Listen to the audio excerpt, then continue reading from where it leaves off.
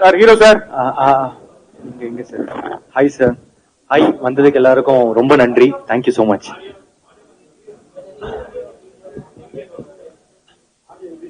ஆடியோமா sir. பாத்துக்கள் sir. முதல் 2 படம் 100 கோடி 100 கோடி. இது ஹேட்ரிக். 100 கோடிக்கு வந்து எதிர்பார்க்கலாமா? படம் எப்படி இருக்கு சொல்லுங்க, அதை பத்தி. நடந்தா சந்தோஷமா இருக்கும் சார்.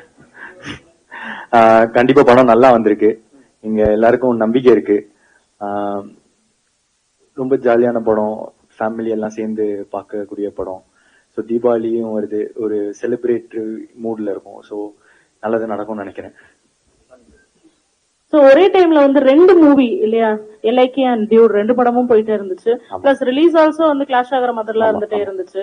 சோ இந்த கிளாஸஸ் நீங்க எப்படி பாக்குறீங்க? ஏன்னா வந்து இந்த தீபாவளி டேஸ்ல வந்து இதுக்கு முன்னாடி இது ரொம்ப ரேர், ஒரு ஹீரோக்கு ஒரு 2 படம் அப்படிங்கிற கிளாஸஸ் வந்ததெல்லாம். என்ன அது எப்படி வந்து அந்த நியூஸ், அந்த டிஜிட்டல் ட்ரெண்ட் இதெல்லாம் எப்படி பாக்குறீங்க? எப்படி இருந்துச்சு அந்த மொமெண்ட்லாம்? அந்த மொமெண்ட் வந்து ஆக்சுவலா கொஞ்சம் கஷ்டமா தான் இருந்துச்சு. ஐ மீன், ஏன்னா 2 படம் வந்து ஒரு டைம்ல வரது வந்து நல்லது இல்ல 2 படத்துக்குமே. ஸோ ஃபர்ஸ்ட் கொஞ்சம் கஷ்டமா இருந்துச்சு. அதுக்கப்புறம் லைஃப்லயே எதுவா எந்த கஷ்டமா இருந்தாலும் அதுக்கு மேல ஒரு பாயிண்ட்ல அக்செப்ட் பண்ணிடுவோம்ல. சரி, இதுதான் நடக்க போகுது, நடந்துச்சுன்னா நம்ம அதை எப்படி அக்செப்ட் பண்ணலாம், அதுல இருக்கிற நல்லதெல்லாம் பார்க்க ஆரம்பிப்போம். ஸோ அந்த மாதிரி ஓகே, இது வரைக்கும் வந்ததே இல்லைல்ல, வரட்டும், எல்லாரும் பேசுவாங்க, இந்த மாதிரிலாம் யோசிக்க ஆரம்பிச்சேன். பட் மனசுக்குள்ள தெரியும் வந்து இது இல்ல, 2 படமும் ஒன்னா வந்துச்சுன்னா 2 படத்துக்குமே அது கலெக்ஷனோ இல்ல எதுவுமே கரெக்டா இருக்காதுன்னு. சோ அதுக்கப்புறம் லைட் டீம் வந்து ஸ்வீட்டா அவங்க வந்து டிசம்பர் 18க்கு மூவ் பண்ணிக்கிட்டாங்க.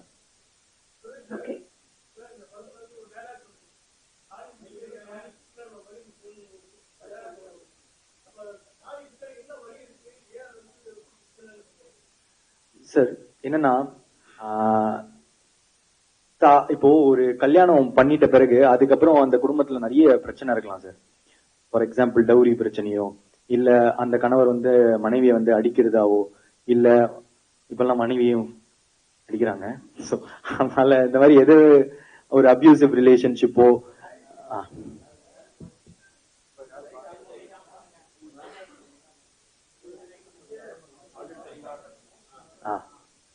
சோ ஒரு கல்யாணம் ஆயிடுச்சுன்றதுக்காக ஒரு பொண்ணோ இல்ல ஒரு பையனோ அந்த வழியெல்லாம் தாங்கிட்டு இருக்கணும்ன்ற அவசியம் இல்ல. அந்த தாலியை விட அந்த பின்னாடி இருக்கிற அந்த பொண்ணோட மனசுக்கு தான் இன்னும் வேல்யூ அதிகம் அப்படின்னு சொல்லிடுவோம்.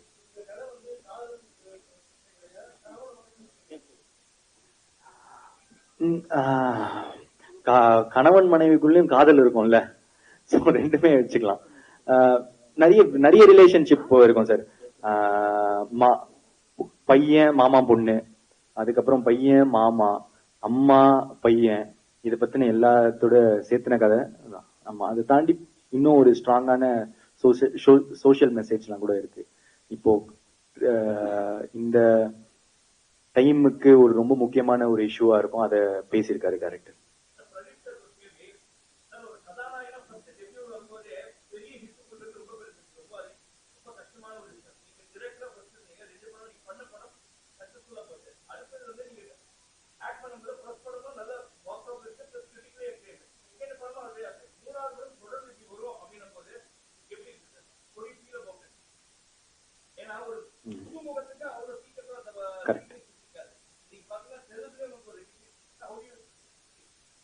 ரொம்ப கிரேட்ஃபுல்லா ஃபீல் பண்றேன் சார். இதுதான் உண்மை.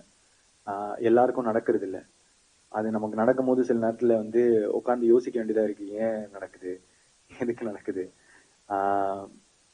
நிறைய டேலண்ட்ஸ் இருக்காங்க சார், நானே பார்த்திருக்கேன். ஸோ அதெல்லாம் தாண்டி சில நேரத்துல நமக்கு இவ்வளவு லவ் கிடைக்கிது அப்படின்னு பார்க்கும்போது சில நேரம் நானும் உட்காந்து யோசிப்பேன், எதுக்கு சொல்லும் போது லாஸ்ட்ல எதுவுமே ஆன்சர் இல்லாத போது ரொம்ப கிரேட்ஃபுல்லா ஃபீல் பண்ணி ரொம்ப தேங்க்ஃபுல்லா இருக்கிறது மட்டும்தான் சார் சொல்யூஷன். அவ்வளவுதான். Okay, hi Pradeep, this is Rohini from new Indian express. பொதுவாகவே வந்து பொங்கல் தீபாவளி அப்படின்னாலே பெரிய ஒரு ட்ரெண்ட் செட் வந்து கிரியேட் பண்ணிருக்காங்க இண்டஸ்ட்ரியை பொறுத்த வரைக்கும். பெரிய படங்கள், ஒரு பெரிய ஹைப் எக்ஸ்பெக்டேஷன்ஸ் அப்படின்னு. பட் இந்த டைம் பொறுத்த வரைக்கும் 2025ல எல்லாமே ஜென்சி ஹீரோக்களுடைய கிளாஷா வந்து இருக்கு. சோ அந்த ஒரு காம்படிஷன் வந்து எப்படி பாக்குறீங்க? ஏன்னா உங்க கூட ரிலீஸ் ஆகிற அத்தனை படங்களுமே வந்து பாத்தீங்கன்னா ஜென்சியோட ஃபேவரட்டா இருக்காங்கல்ல அந்த ஹீரோக்கள் படமா ரிலீஸ் ஆகுது. சோ முழுக்க முழுக்க இந்த கிளாஷ் எப்படி பாக்குறீங்க? இது ஃபர்ஸ்ட் நான் வந்து இது கிளாஷா பார்க்கல. யாருக்கும் போட்டி இல்ல, எல்லாமே சேர்ந்து வரும். எல்லா படமும் வெற்றி பெறணும்னு ஆசைப்படுறேன். சோ கிளாஷ் நான் படம் பார்க்கும் போது கிளாஷ் அந்த மாதிரி எல்லாம் பார்த்திருக்கேன். ஆனா இப்ப நான் படம் பண்ணும் போது வந்து எனக்கு அது ஒரு மாதிரி கிளாஷாவே தெரியல. இந்த படமும் ஓடணும், ஏன்னா ஒரு படத்துல ரொம்ப எஃபர்ட்ஸ் இருக்கு. எனக்கு அது புரியுது. சோ அதனால ஆனா என்ன இப்போ எங்களுக்கு இப்போ தீபாவளிக்கு ஒரு ஸ்லாட் கிடைக்குது அப்படின்றது ரொம்ப ஒரு நல்ல விஷயமா இருக்கு. மீன் எப்படி சொல்றதுன்னா, ரொம்ப நாள் நம்ம படம்லாம் நிறைய படம் நம்ம தீபாவளிக்கு பார்த்திருப்போம். அதுல நம்ம படம் இப்ப தீபாவளிக்கு வருது அப்படின்ற போது ரொம்ப சந்தோஷமா இருக்கு. டைரக்டர் பிரதீப் வந்து மிஸ் பண்றீங்களா? By any chance any time அவர் சடனா எட்டி பாக்குறதுக்கான வாய்ப்பு இருக்கா? வாய்ப்புகள் இருக்கு. நல்ல கதையெல்லாம் எழுதிட்டு இருக்கேன். ஆனா எனக்கு வர கதையை விட நான் வச்சிருக்கிற கதை கொஞ்சம் நல்லா இருக்கணும். இது வர கதையெல்லாம் இந்த மாதிரிலாம் ரொம்ப நல்ல டைரக்டர்ஸ் இந்த மாதிரிலாம் வந்தாங்கன்னா கண்டிப்பா அதை பண்ணுவேன்.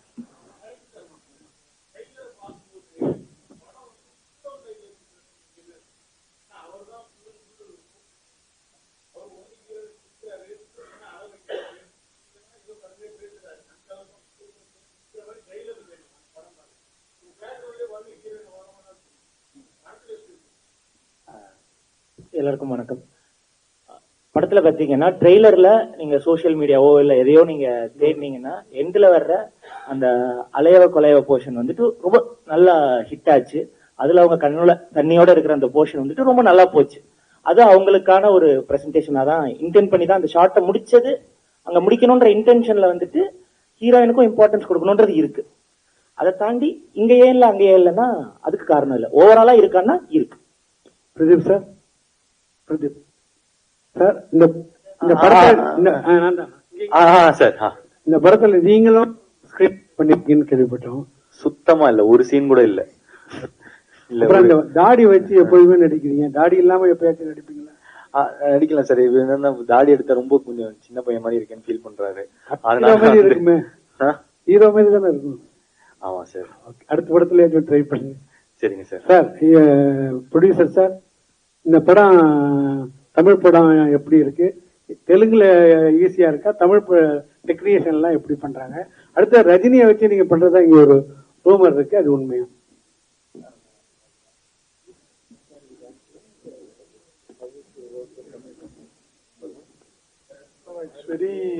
This film we enjoyed thoroughly, and our experience in Tamil industry is fab.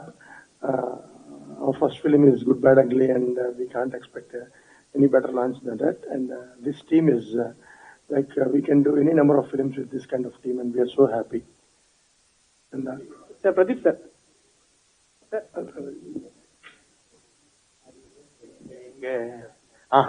So it's a lifetime opportunity to do film with Rajni sir. We are trying to take good script to sir, and if he agrees, what more we want? Thank you. Pradeep sir, Jude Pradeep வாழ்த்துக்கள். இங்க sir என்னன்னா, நம்ம Sai new director அவர் கூட join பண்ணும்போது உங்களுக்கு என்ன தோணுச்சு? பாட்டு ஹிட்டா வந்து ஒரு விஷயம் போச்சு, அனிருத்தை விட நல்லா பண்றாருன்ட்டு. அப்ப உங்களுக்கு என்ன தோணுச்சு? டைரக்டர் கிட்ட என்ன பேசுனீங்க? பாட்டு இல்ல, நான் ஃபர்ஸ்ட் டைம் ஊரும் பிளட் வந்து போய் ஸ்டுடியோல கேட்டேன். ஸ்டுடியோல கேட்கும் போதே எனக்கு ரொம்ப ஃப்ரெஷ்ஷா இருந்துச்சு, ரொம்ப புதுசா இருந்துச்சு சவுண்டிங். அண்ட் நாங்க அந்த ஸ்டைல்ஸ் பத்தி எல்லாம், அந்த பாட்டோட ஸ்டைல் அதை பத்தி எல்லாம் டிஸ்கஸ் பண்ணிட்டு இருந்தோம். அப்போ இது ஷுவரா ஹிட்னு தெரிஞ்சிருச்சுங்க அப்போவே.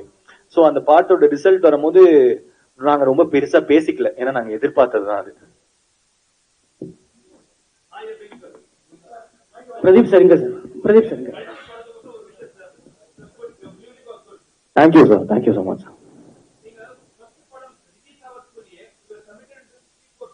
சார்,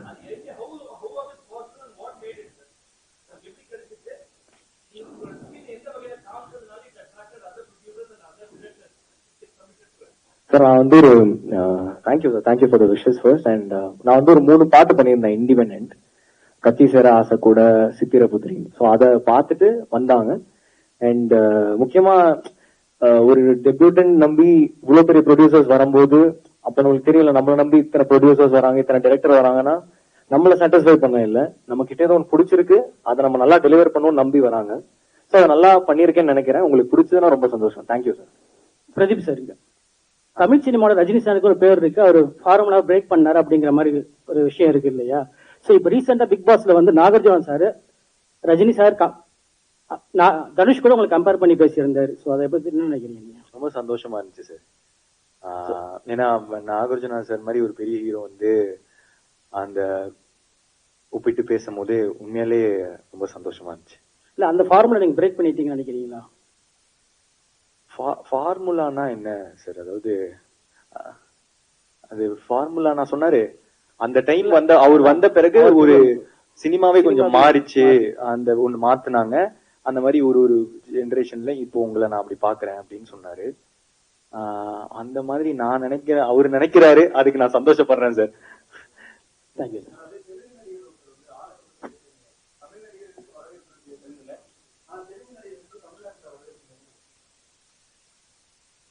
சார் இப்போ பாகுபலி வந்து ரொம்ப நாளா அதுதான் இருக்கிறதுலே ஹையஸ்ட் கலெக்ஷன் ஆச்சு தமிழ்நாடுல, நம்ம தமிழ் படத்தெல்லாம் விட. அண்ட் பாகுபலி 2, அதுக்கப்புறம் புஷ்பா, இது எல்லாமே இருந்துச்சு. அதுக்கப்புறம் இப்போ நான் ஸ்வீட் ஹார்ட்ஸ்னு ஒரு லிட்டில் ஹார்ட்ஸ்னு ஒரு படம் வந்துச்சு. நான் போய் தியேட்டர்ல பார்த்தேன் இங்க சென்னையில. ரொம்ப சூப்பரா இருந்துச்சு, செம்மையா இருந்துச்சு. ஒரு சின்ன டீம், சின்ன பட்ஜெட்ல பண்ணிருக்காங்க. அங்க ஹவுஸ்ஃபுல்லா இருந்துச்சு தியேட்டர். ஸோ நம்மளும் இப்போ கொஞ்சம் பார்க்க ஆரம்பிச்சிட்டோம்னு நினைக்கிறேன். இன்னும் கொஞ்ச நாள்ல அப்படியே அது எக்ஸ்பேண்ட் ஆகும்.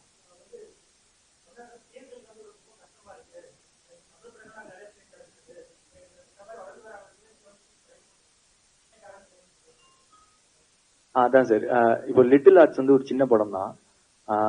அது இங்க இங்க தியேட்டர்ல தான் பார்த்தேன், ரொம்ப நல்லா இருந்துச்சு.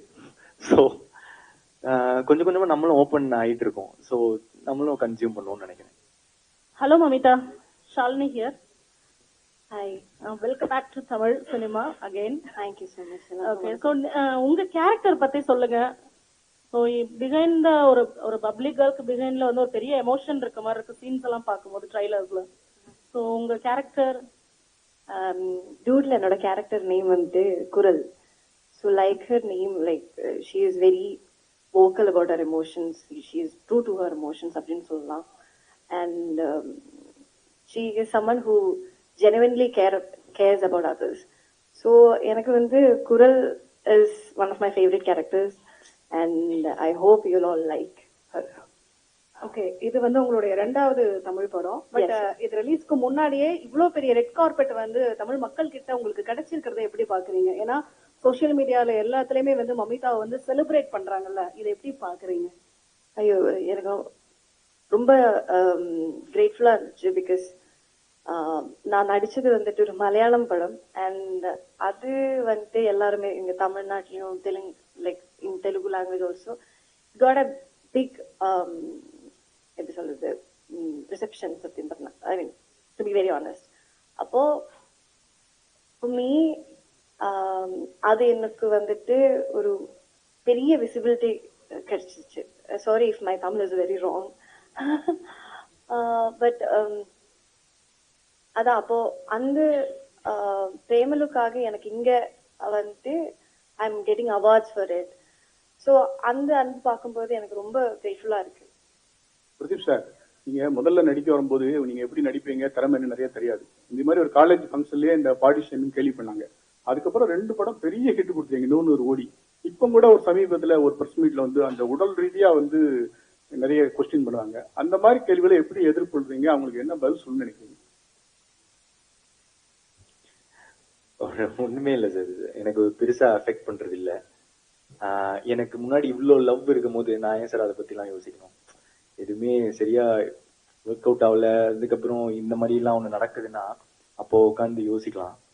ஆனா மக்கள் தான் இவ்வளவு வரவேற்பு தராங்க, அப்போ இது ஒரு பெரிய மேட்டர் இல்ல சார். அப்புறம் ரஜினி சார் கமல் சாரும் இணைஞ்சு படம் பண்ணது முடிவாயிட்டு. ரஜினி சார் சொல்லுவாரு இன்னும் கதை முடிவாகல, டைரக்டர் முடிவாகலங்காரு. சப்போஸ் உங்களுக்கு கேட்டாங்கன்னா உங்கள்ட்ட கதை இருக்கா, எந்த மாதிரி ஜானர்ல அந்த 2 பெரிய ஸ்டார் வச்சு படம் பண்ணுவீங்க? கதை இல்லைங்க சார் என்கிட்ட அந்த மாதிரி. ஆமா, ரெண்டு பெரிய லெஜண்ட் சார்.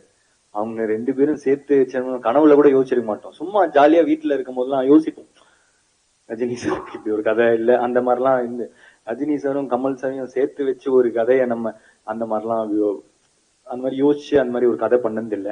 அண்ட் இப்போதைக்கு நம்ம கான்சென்ட்ரேஷன் ஃபுல்லா ஆக்டிங் சார்.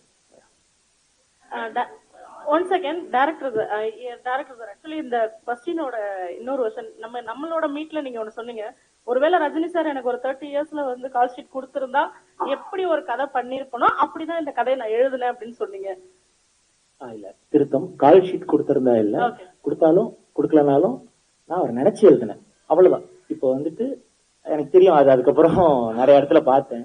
நம்ம ஒரு துறைக்கு வரோம், இப்ப ஒரு ஸ்டீவ் ஜாப்ஸ், ஒரு மைக் டைசன், இந்த மாதிரி அதோட லெஜெண்டரிஸை இன்ஸ்பிரேஷனா வச்சுதானே வருவாங்க. அந்த மாதிரி எனக்கு அவர் ஒரு இன்ஸ்பிரேஷன், நான் அவரை நினைச்சு எழுதினேன், அவ்வளவுதான்.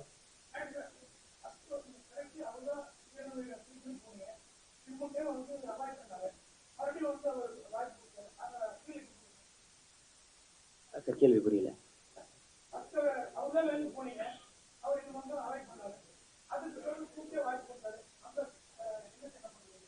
ரொம்ப சந்தோஷமா இருந்துச்சு சார். இந்த ப்ராஜெக்ட் வந்துட்டு அவர் வேணும், அவர் இருந்தா ரொம்ப நல்லா இருக்கும்னு நினைச்சேன். அவர் இல்ல அப்படின்ட்டோனே வேற யாரையாவது வச்சோம், ஏன்னா கதை பண்ணி ஆகணும், அந்த படம் எனக்கு ஸ்கிரீன்ல வந்தாகணும், அப்படிதான் போனேன். பட் திரும்ப இவர் கூப்பிட்டு வந்தோடனே சூப்பர், நம்ம நினைச்ச மாதிரியே வரப்போகுதுன்ற சந்தோஷம் அதிகமா இருந்துச்சு.